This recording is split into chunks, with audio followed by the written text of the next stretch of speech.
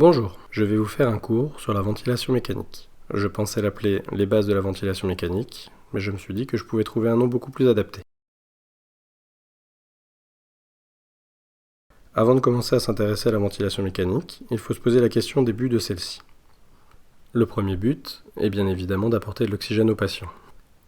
Le deuxième est d'éliminer le CO2 produit par l'activité métabolique. Le dernier but est de ne pas aggraver des lésions préexistantes et de ne pas générer de nouvelles lésions, en particulier à cause du barotraumatisme, du volotraumatisme et de l'atelectraumatisme. Nous reviendrons sur ces différentes notions durant ce cours. Pour pouvoir comprendre ce cours, il y a deux prérequis essentiels. Le premier, avoir déjà gonflé un ballon de baudruche. Le deuxième, avoir déjà aspiré un liquide dans une paille. Jusque-là, rien de bien compliqué. Pour commencer, nous allons revenir sur deux notions de physique assez simples mais essentielles. C'est la différence entre la pression élastique et la pression résistive. Bon, quand on parle de pression, il existe un grand nombre d'unités pour mesurer celle-ci. On peut en effet l'exprimer en centimètres d'eau, en bar, en pascal, en torr, en Schrember, en PSI, en millimètres de mercure ou en atmosphère. Par convention, en ventilation mécanique, on utilise le centimètre d'eau. On va commencer par s'intéresser à la pression élastique. C'est pour comprendre celle-ci qu'il est essentiel d'avoir déjà gonflé un ballon. La pression élastique, que l'on notera PE, est en fait la pression qui s'exerce sur les parois d'un ballon lorsque celui-ci est gonflé. La pression élastique est déterminée par deux paramètres principaux. Le premier, c'est le volume à l'intérieur du ballon. Il est évident que plus un ballon est gonflé, plus la pression qui s'exerce à l'intérieur est forte. On s'en rend compte quand on exerce une force identique sur les parois de différents ballons. Plus un ballon est gonflé, moins on arrive à déprimer sa surface. Le deuxième facteur, c'est la compliance du ballon. La compliance est une qualité propre au ballon qui va dépendre de sa structure. Pour comprendre, il suffit d'imaginer deux ballons différents. Un premier, que l'on appellera B1, qui a une paroi fine et très souple. Le deuxième, que l'on appellera B2, et qui a une paroi épaisse et rigide. Si je veux gonfler les deux ballons avec le même volume à l'intérieur, il va falloir souffler plus fort dans B2 que dans B1, c'est-à-dire que je vais devoir appliquer une plus grande pression à l'intérieur. Si je représente ça dans un schéma, avec en abscisse la pression et en ordonnée le volume, je vais pouvoir représenter la pression dans B1 et dans B2 pour un volume donné. Si je répète cette opération pour plusieurs volumes différents, je vais pouvoir tracer des droites qui représentent la relation pression-volume pour B1 et pour B2. La pente de ces droites représente ce que l'on appelle la compliance du ballon. À partir de là, on peut dire que le volume est égal à la compliance fois la pression. En réalité, la courbe pression-volume d'un ballon n'est pas une droite, mais une sigmoïde. On va pouvoir distinguer plusieurs segments sur cette courbe. Dans une première partie, la pression monte sans variation de volume. Pour se représenter ce qu'il se passe, il suffit de se rappeler que quand on commence à souffler dans un ballon, il ne se passe pas grand-chose au début. Ce n'est qu'après un certain temps que l'on commence à voir le ballon se gonfler. Ce délai, c'est le temps qu'il faut pour que la pression dans le ballon soit suffisante pour lutter contre les forces qui tentent de ramener les parois du ballon dans leur position initiale. C'est la force élastique.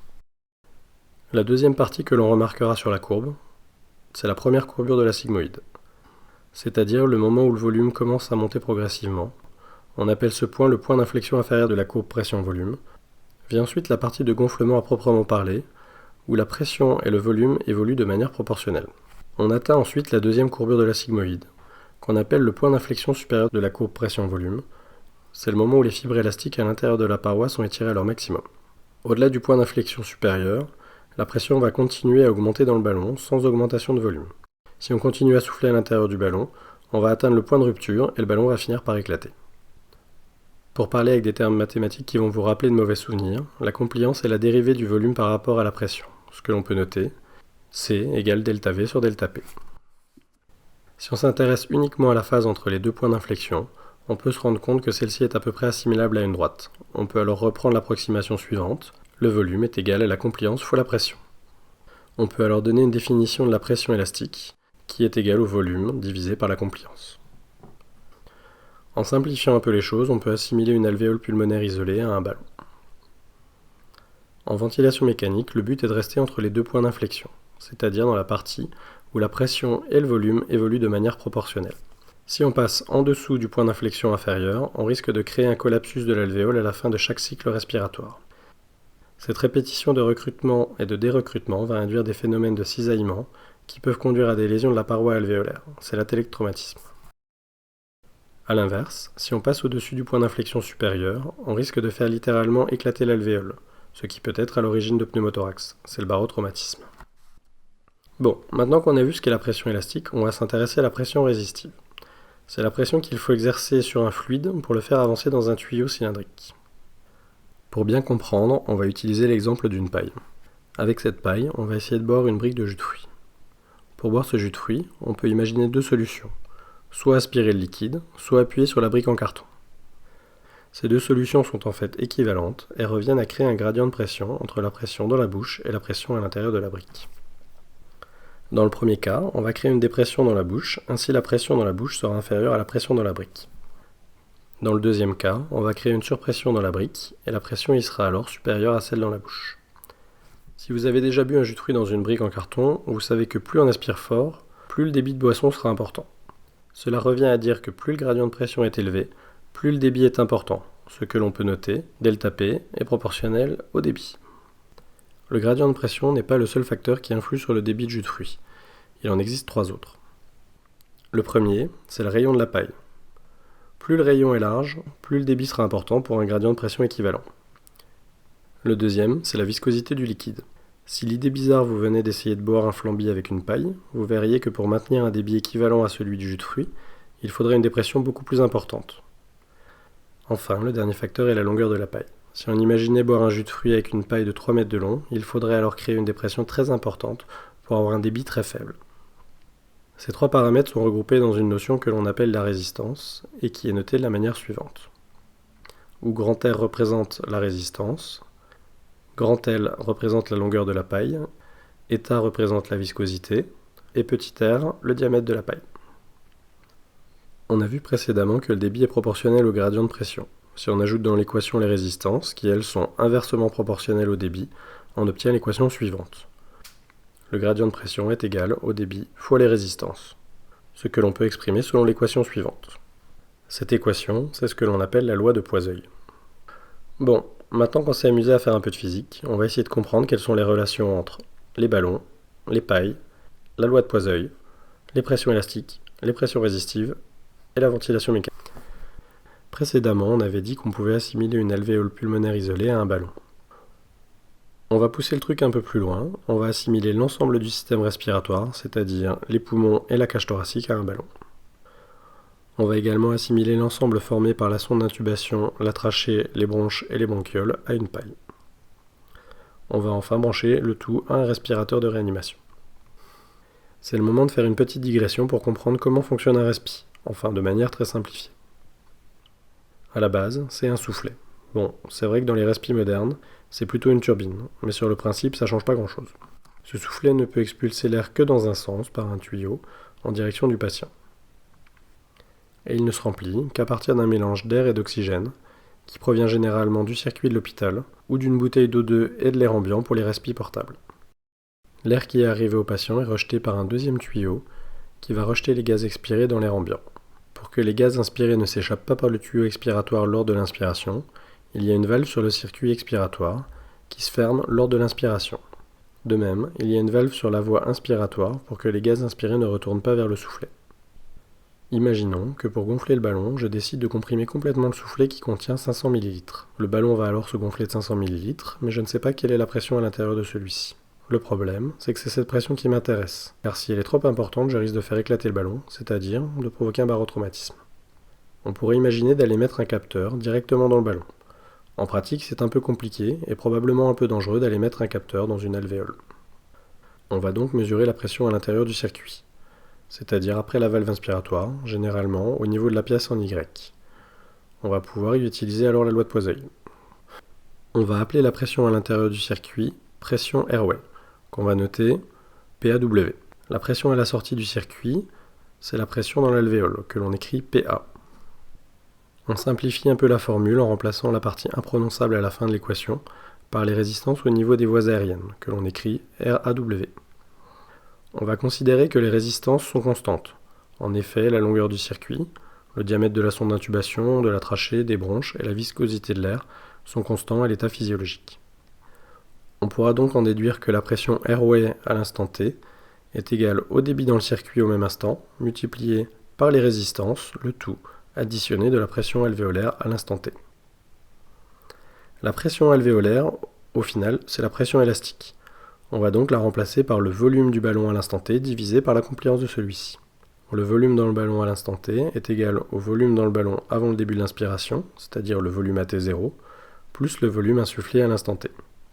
On obtient donc l'équation suivante que l'on appelle équation du mouvement respiratoire. On va essayer de représenter ce qu'il se passe au niveau de la pression des voies aériennes au moment où l'on insuffle un volume prédéfini à un débit constant.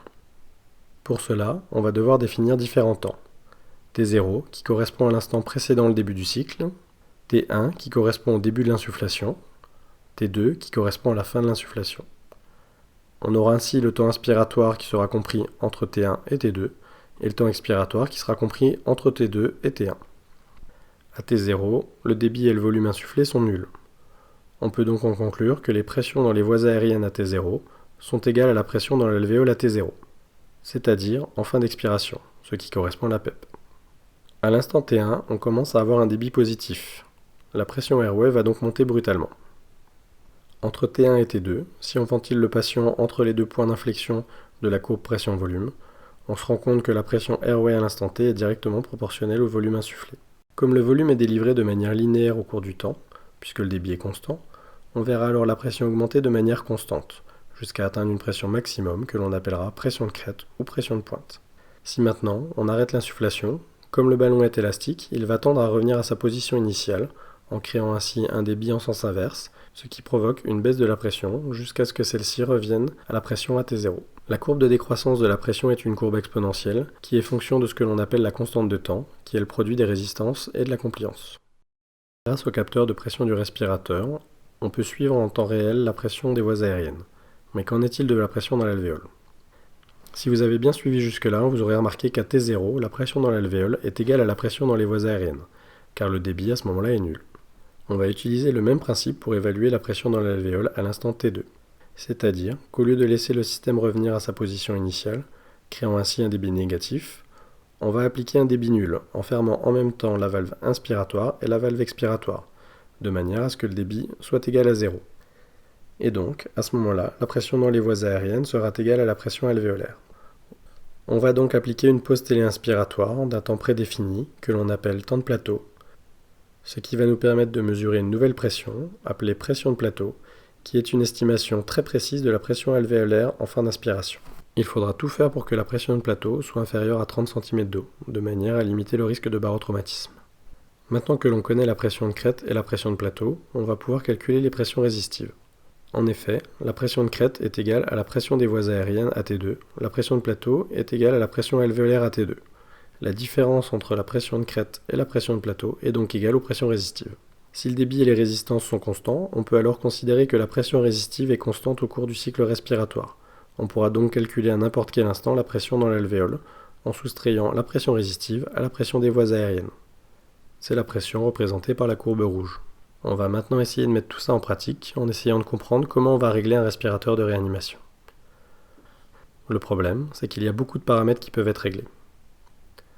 La fréquence respiratoire, le volume courant, le volume minute, le temps inspiratoire, le temps de plateau, le temps d'insufflation, le temps d'expiration, le rapport I sur E, la PEP, le débit max, le type de débit, carré ou décroissant, la FiO2. Pour compliquer encore un peu le tout, les respirateurs ne proposent de régler qu'une partie de ces paramètres, et d'une marque à l'autre, ce ne sont pas toujours les mêmes. Du coup, avant de commencer, on va s'attaquer à quelques définitions pour que tout le monde parle de la même chose.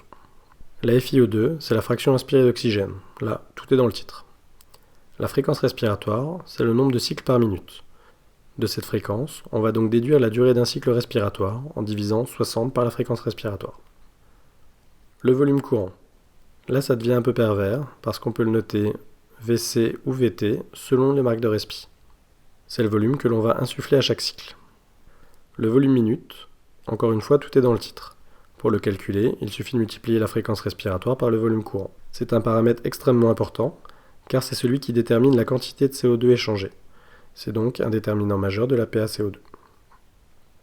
Le débit max, c'est simplement le débit maximum atteint lors de l'inspiration. Il est exprimé en litres par minute. Sur certains respirateurs, on pourra choisir le type de débit. Soit un débit constant, également appelé débit carré, soit un débit décroissant. Le débit est alors égal au débit max en début de cycle, puis décroît progressivement au cours de l'inspiration. L'intérêt du débit décroissant, c'est qu'il respecte plus la physiologie respiratoire.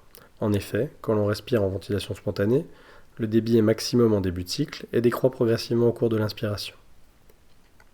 Le problème du débit décroissant, c'est que le temps d'insufflation est beaucoup plus long, ce qui risque de diminuer le temps expiratoire, mais on va reparler de ça tout de suite. Pour bien comprendre le temps inspiratoire, le temps de plateau, le temps d'insufflation, le temps expiratoire et le rapport I sur E, on va faire un schéma, ce sera beaucoup plus clair. Comme on l'a vu précédemment, la durée d'un cycle est déterminée par la fréquence respiratoire. Le temps d'insufflation est quant à lui déterminé par le volume courant et le débit. En effet, pour un volume courant donné, si l'on augmente le débit, le temps d'insufflation sera plus court, alors que si l'on diminue le débit, le temps d'insufflation sera plus long. Le temps de plateau est, comme on l'a déjà vu, le temps durant lequel on applique une pause télé-expiratoire. Le temps inspiratoire est défini par la somme du temps d'insufflation et du temps de plateau. Le temps expiratoire, c'est le reste. Maintenant, on pourra calculer le rapport I sur E, qui est le rapport entre le temps inspiratoire et le temps expiratoire. Ce rapport doit être au moins de 1 sur 2, c'est-à-dire que le temps expiratoire est 2 fois plus long que le temps consacré à l'inspiration, ce qui correspond à une respiration physiologique. Dans certaines situations pathologiques, ce rapport pourra être modifié, mais on en reparlera plus tard. Si l'on étudie bien tous les paramètres que l'on vient de voir, on peut se rendre compte qu'ils sont interdépendants. Par exemple, sur certains respirateurs, on va devoir régler la fréquence respiratoire, le volume courant, le débit et le temps de plateau. À partir du volume courant et du débit, on pourra retrouver le temps d'insufflation. Avec le temps d'insufflation et le temps de plateau, on va pouvoir calculer le temps inspiratoire. Enfin, en connaissant la fréquence respi et le temps inspiratoire, on peut calculer le rapport I sur E. Maintenant, d'autres respirateurs proposent de régler la fréquence respiratoire, le volume courant, le temps d'insufflation et le temps de plateau. À partir du volume courant et du temps d'insufflation, on va pouvoir calculer le débit. À partir du temps d'insufflation et du temps de plateau, on va pouvoir calculer le temps inspiratoire. Et on pourra donc retrouver le temps expiratoire et le rapport I sur E. À l'extrême, on peut imaginer un fabricant de respirateurs un peu pervers, qui nous donnerait la possibilité de ne régler que les paramètres suivants: le débit, le temps d'insufflation, le temps de plateau et le temps expiratoire. Il est alors possible de calculer l'ensemble des autres paramètres à partir de ces paramètres. Bon, il semble clair que ce serait très peu instinctif de régler ce respirateur. Le fait que tous ces paramètres soient interdépendants exige d'être très prudent lorsque l'on modifie un de ces paramètres, car il est très probable que l'on modifie d'autres paramètres sans s'en rendre compte. Par exemple, en découvrant une hypercapnie à la gazométrie, on décide d'augmenter la fréquence respiratoire. Si l'on ne modifie aucun autre paramètre, il y a de fortes chances que l'on modifie également le rapport I sur E, ce qui peut avoir des conséquences néfastes pour le patient. Il faut donc systématiquement vérifier l'ensemble des paramètres après avoir modifié l'un de ceux-ci. Après avoir vu les différents réglages possibles, on va maintenant essayer de voir comment régler un respirateur à la phase initiale et comment choisir les différents réglages pour chaque paramètre. On va maintenant considérer un patient indemne de toute pathologie pulmonaire afin de voir la ventilation de base. En premier lieu, il faut choisir le mode ventilatoire. On ne va pas détailler tous les modes possibles, on va uniquement se concentrer sur la ventilation en volume contrôlé. On choisira un débit constant, ce qui à mon sens est plus adapté au moment où on débute une ventilation chez un patient. Juste pour que tout soit clair, un petit rappel sur les buts de la ventilation mécanique. Optimiser l'oxygénation, éliminer le CO2 et éviter d'aggraver des lésions pulmonaires. On va se baser sur ces objectifs pour régler notre respirateur. Concernant l'oxygénation, on ne va pas trop entrer dans les détails durant ce cours, mais il est évident que le principal paramètre sera le réglage de la FiO2, qu'il conviendra d'adapter à l'hématose du patient. On reviendra là-dessus dans un cours sur la ventilation adaptée aux différentes pathologies pulmonaires. Concernant l'élimination du CO2, le principal paramètre est le volume minute. C'est lui qui va nous intéresser le plus pour l'instant. On a vu précédemment que le volume minute est déterminé par la fréquence respiratoire et le volume courant. On va déjà s'intéresser au volume courant. On a déjà vu que pour prévenir le barotraumatisme, il fallait maintenir une pression de plateau inférieure à 30 cm d'eau. On pourrait alors imaginer qu'il est possible de monter le volume courant jusqu'à 30 cm d'eau sans pour autant générer ou aggraver des lésions pulmonaires. C'est que jusque-là on avait considéré le poumon et la cage thoracique comme assimilables à un ballon. C'est très pratique pour raisonner, mais c'est loin d'être vrai. Le poumon est en fait composé de 300 millions d'alvéoles qui se comportent chacune comme un ballon, qui a ses propres caractéristiques physiques et sa propre compliance. L'ensemble de ces alvéoles sont elles-mêmes contenues dans un système composé de la plèvre, de la paroi de la cage thoracique et du diaphragme. Ce système peut également être assimilé à un ballon qui a ses propres caractéristiques physiques et sa propre compliance. Si maintenant on représente sur un graphique les compliances de l'ensemble des structures respiratoires, il sera très difficile de trouver un seul point d'inflexion supérieur au niveau de la courbe pression-volume. Quand on regarde ce qui se passe dans un poumon au cours de la ventilation, on peut voir qu'il existe des alvéoles complètement collabées dans certaines zones du poumon, d'autres normalement ventilées et d'autres qui sont surdistendues. Ceci est particulièrement vrai en cas de pathologie pulmonaire et en particulier en cas de SDRA.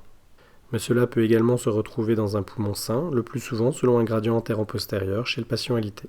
Le principal problème va être lié aux alvéoles qui sont surdistendues. Ce sont ces alvéoles qui vont être touchées par le volotraumatisme. Celui-ci est caractérisé par une augmentation de la perméabilité de la membrane alvéolo-capillaire. Il va également induire l'apparition d'un œdème alvéolaire. On va également retrouver une accumulation de neutrophiles et de protéines au niveau du parenchyme pulmonaire, ainsi que des perturbations dans la production du surfactant.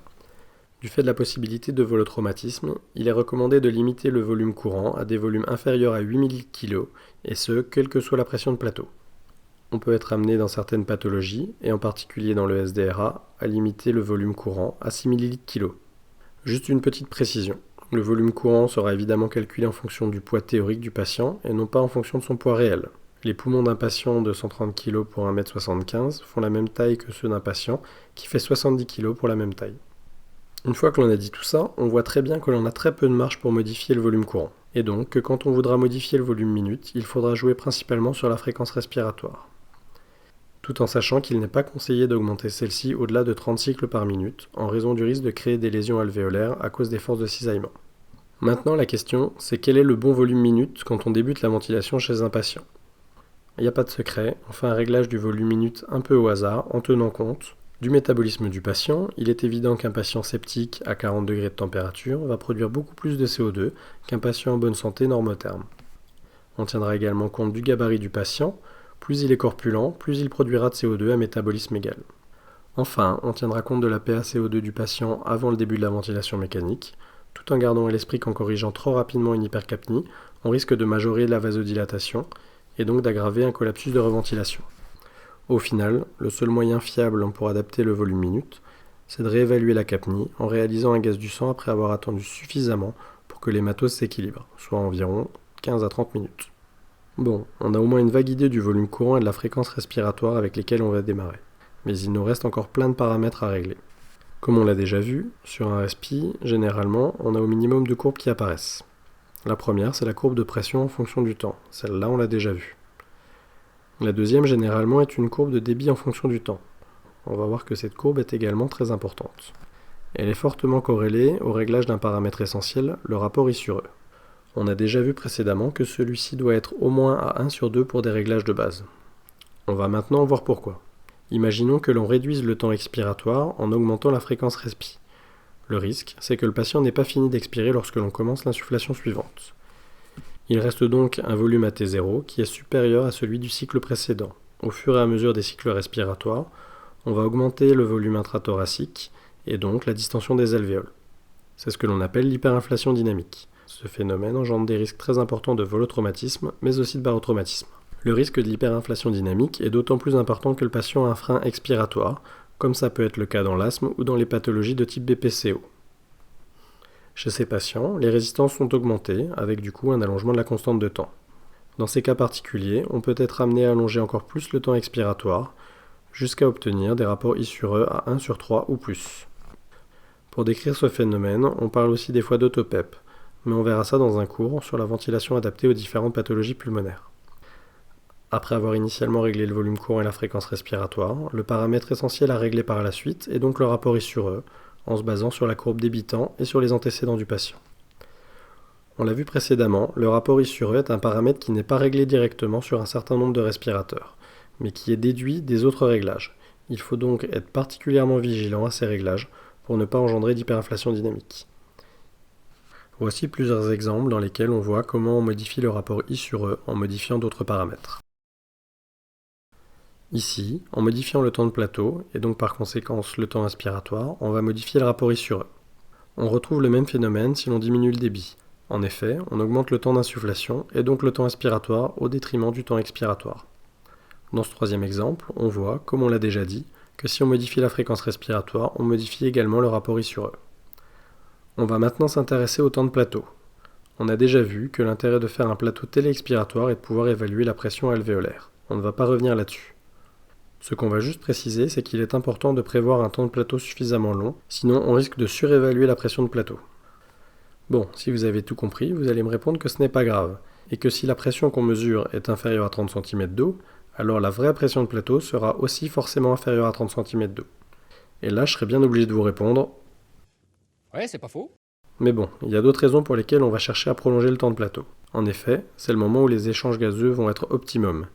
Et ça, qu'on ait des problèmes d'oxygénation ou de décarboxylation, ça ne peut que nous intéresser.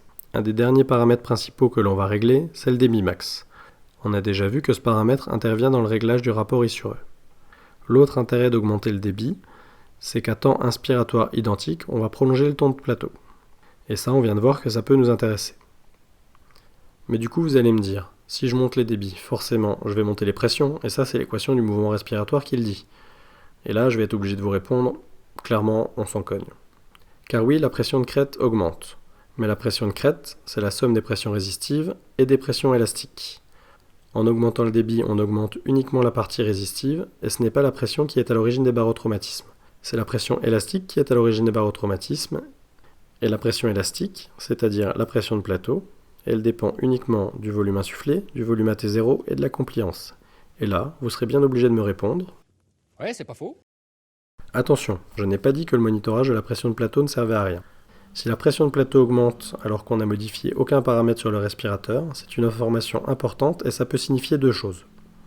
Soit que la pression élastique, c'est-à-dire la pression de plateau, est en train d'augmenter, et là, il faut vite s'inquiéter. Ceci pouvant être dû soit à une augmentation de la pression alvéolaire à T0, c'est-à-dire à une autopep, soit à une diminution de la compliance. La deuxième cause d'augmentation de la pression de crête, c'est une augmentation de la pression résistive, c'est-à-dire que les résistances sont en train d'augmenter, ce qui peut être lié soit à un bronchospasme, soit au fait que la sonde d'intubation est en train de se boucher. Encore une fois, il faut vite s'inquiéter. Mais une chose doit être claire, si on augmente le débit, la pression de crête monte, c'est normal et ce n'est pas grave. Le dernier paramètre à régler, et pas des moindres, c'est la PEP. On l'a déjà dit, la PEP, c'est la pression qui reste dans l'alvéole en fin d'expiration. Et l'objectif, lorsque l'on va régler la PEP, ça va être qu'elle soit supérieure à la pression au point d'inflexion inférieur de la courbe pression-volume. Le but étant d'éviter des phénomènes de dérecrutement et d'atélectromatisme. Bon, là apparaît le premier problème. Selon le type de respirateur, on n'a pas toujours accès à la courbe pression-volume. Deuxième problème, même si on y a accès, c'est la courbe pression-volume du système thoraco-pulmonaire dans son ensemble. Et on a déjà vu que l'état des alvéoles peut être très inhomogène chez un même patient, avec chacune leur propre courbe pression-volume. Alors du coup, comment faire pour régler la PEP ? Là, encore une fois, il n'y a pas de secret, il faut chercher à tâtons. Généralement, on commence aux alentours de 5 cm d'eau, et on montera progressivement en voyant si on gagne en termes d'oxygénation. On détaillera ça dans un cours sur la ventilation adaptée aux différentes pathologies pulmonaires. Là, si vous vous posez la question de savoir si on peut monter la PEP autant qu'on veut jusqu'à avoir une bonne SAT, je vais devoir vous répondre non. Car la PEP, on en a déjà parlé précédemment, c'est un des facteurs qui influence la pression intra-alvéolaire, car c'est la pression à T0. Donc, quand on montera la PEP, il faudra suivre l'évolution de la pression de plateau, et ne jamais continuer à monter la PEP si la pression de plateau atteint 30 cm d'eau. Le dernier petit détail avant de commencer à ventiler votre patient, c'est le réglage des alarmes. Bon, en vrai, c'est pas du tout un détail, et en particulier pour deux d'entre elles. Du coup, on ne va pas voir toutes les alarmes qui peuvent exister, mais on va se concentrer sur les deux plus importantes, à savoir la pression de plateau et la pression de crête. Pour commencer, on a déjà assez insisté sur le fait que la pression de plateau est l'élément déterminant dans la prévention du barotraumatisme. Il faudra donc régler l'alarme de manière à ce que la pression de plateau reste inférieure à 30 cm d'eau. Comme je vous l'avais dit précédemment, le monitorage de la pression de crête est intéressant à plus d'un titre, et je ne vais pas revenir là-dessus. Alors pourquoi en reparler ? Parce qu'une des principales sécurités du respirateur est liée au réglage de cette alarme. Au cours du cycle respiratoire, le respirateur va arrêter d'insuffler dès que la pression de crête atteint le maximum réglé sur l'alarme. Imaginons que le patient fasse un bronchospasme. Les résistances augmentent, et donc la part résistive des pressions augmente également, ce qui provoque l'augmentation de la pression de crête. Si l'alarme de pression de crête est réglée à 30 cm d'eau, le respirateur va arrêter l'insufflation avant le moment prévu. Du coup, le patient ne reçoit qu'une partie du volume défini et se retrouve alors en hypoventilation alvéolaire. Et là, il ne faut pas s'étonner qu'il désature et qu'il monte sa capnie. Après avoir essayé de comprendre pourquoi la pression de crête monte, l'une des premières choses à faire est donc de régler les niveaux d'alarme à des seuils adaptés à l'état clinique du patient. Les respirateurs de réanimation vont calculer différentes données en fonction des paramètres qu'ils mesurent. Le plus intéressant est la compliance. Pour la mesurer, le respirateur va utiliser la formule C est égal à delta V sur delta P. Comme on ventile le patient entre les deux points d'inflexion de la courbe pression-volume, on est sur la partie droite de la courbe où la compliance est constante. La compliance est alors égale au volume en fin de cycle, moins le volume en début de cycle, divisé par la pression en fin de cycle, moins la pression en début de cycle. Comme la variation de volume au cours du cycle correspond au volume courant, que la pression en fin de cycle est égale à la pression de plateau et que la pression en début de cycle est égale à la PEP, on obtient ainsi l'équation suivante. La compliance est un paramètre intéressant à suivre, car elle nous permet de suivre à la fois l'efficacité de nos thérapeutiques, mais aussi suivre l'aggravation ou la récupération du poumon du patient. Un autre paramètre calculé par le respirateur est la résistance du circuit. On peut la calculer en divisant la pression résistive par le débit. Le seul problème, c'est qu'en cas d'augmentation de la résistance, le respirateur ne peut pas faire la différence entre une augmentation de la résistance au niveau de la sonde d'intubation, ce qui correspond à une obstruction de la sonde, et une augmentation des résistances au niveau des voies aériennes, ce qui correspond à un bronchospasme. Pour faire la différence entre les deux, on va devoir faire appel à un facteur dont on n'a pas encore beaucoup parlé, la clinique. Pour finir, et pour voir si vous avez tout compris, quelques petites questions. Premièrement, que faire devant une hypercapnie ? Baisser la FiO2, monter la fréquence respi, curariser le patient, monter le volume courant ou baisser la PEP.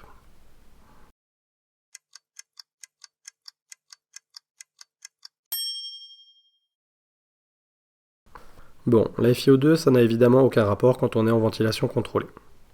Monter la fréquence respi, ça va marcher, mais attention au rapport I sur E. Curariser le malade, ça c'est une bonne question. D'un point de vue ventilatoire, ça change rien. Mais au point de vue métabolique, ça peut diminuer la production de CO2 en bloquant toute activité musculaire. Mais bon, l'effet sera probablement minime et les effets secondaires de la curarisation font plutôt pencher la balance bénéfice-risque du côté du risque. Augmenter le volume courant, pourquoi pas, si l'on n'est pas encore à 8 ml/kg et si la pression de plateau le permet.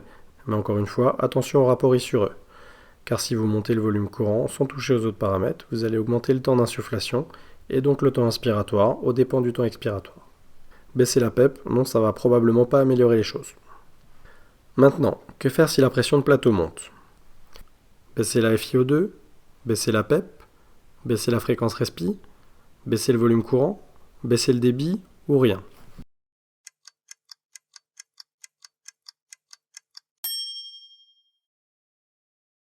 Baisser la FiO2, toujours pas de rapport. Baisser la PEP, ça me paraît plutôt bien. La fréquence respi n'a aucun rapport avec la pression de plateau, sauf en cas d'hyperinflation dynamique, donc attention à la courbe débitant. Baisser le volume courant, c'est évidemment une bonne solution, mais attention à la capnie. Baisser le débit n'aura aucun effet. Au contraire, on risque de diminuer le rapport I sur E, et donc potentiellement d'augmenter une hyperinflation dynamique. Rien, ça paraît pas être une super idée, mais ça dépend effectivement de la valeur de la pression de plateau. Dans tous les cas, il faudra essayer de comprendre pourquoi la pression de plateau monte et essayer de régler le respirateur. Enfin, que faire si la pression de crête monte ? Baisser la PEP, ausculter le patient, aspirer le patient, curariser le patient ou monter l'alarme.